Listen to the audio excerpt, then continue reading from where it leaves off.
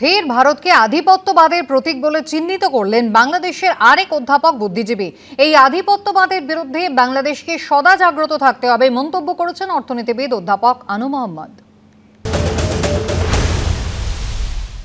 এই দেশ ভারত হোক, চীন হোক, যুক্তরাষ্ট্র হোক, পাকিস্তান হোক, কোন দেশের কোন বহিরাগত শাসক শ্রেণীর সাম্রাজ্যবাদী, উপসাম্রাজ্যবাদী, আধিপত্যবাদী যে নামেই আমরা ডাকি না কেন, তারও আধিপত্য এই দেশ গ্রহণ করবে না।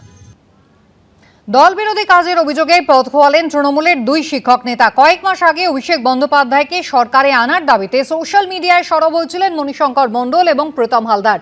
দুজনকেই শুক্রবার বহিষ্কার করা হয়। এদিকে তারপরেই আবার অভিষেক বন্দ্যোপাধ্যায়ের হয়ে জোরালো সওয়াল করেন তৃণমূল বিধায়ক হুমায়ুন কবির।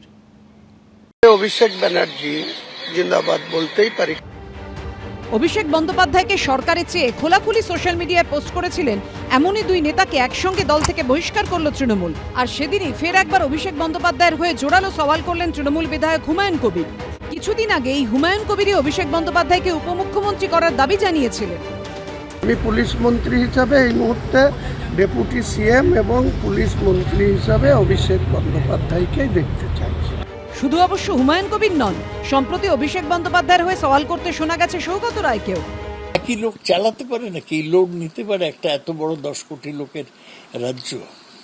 মমতা বন্দ্যোপাধ্যায় শেষ কথা, কিন্তু পার্টির ডে টু ডে চালানোর ক্ষেত্রে একজন কাউকে দায়িত্ব দিতে হয়, সেটাকে অভিষেক, আর কেউ নেই। এই নিয়ে তৃণমূলের অন্তরে কার্যত আড়াআড়ি বিভাজন হয়ে গিয়েছিল।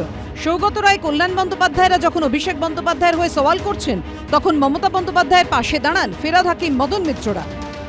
যারা বড় বড় কথা বলে না, তাদের বলবো যে মমতা ব্যানার্জি ছবিটা সরিয়ে দিয়ে একটা ইলেকশন জিতে দেখা। অভিষেক আমাদের সন্তান, ঠিক টাইমে সেগুলো আসবে, কিন্তু Mamata Banerjee is capable of doing everything. পার্টিটা তো মমতার।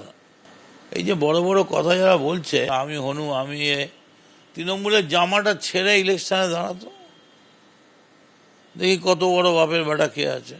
তৃণমূলের জামাটা কিন্তু মমতার জামা। এরপর তৃণমূলের জাতীয় কর্মসমিতির বৈঠকে দেখা যায় দলের বিভিন্ন স্তরে শৃঙ্খলা রক্ষা কমিটিতে জায়গা পেয়েছেন মমতা বন্দ্যোপাধ্যায়ের অনুগত নেতারাই। ডিসেম্বরে তৃণমূল বিধায়কদের সঙ্গে বৈঠকেও মমতা বন্দ্যোপাধ্যায় বুঝিয়ে দেন তিনিই দলের শেষ কথা। আর এবার অভিষেক বন্দ্যোপাধ্যায়কে প্রশাসনে চেয়েছিলেন এমন দুই নেতাকে বহিষ্কার করল তৃণমূল। কিন্তু তারপরেই এই সিদ্ধান্ত নিয়ে কার্যত চ্যালেঞ্জ শুনে দিয়েছেন তৃণমূল বিধায়ক হুমায়ুন কবির।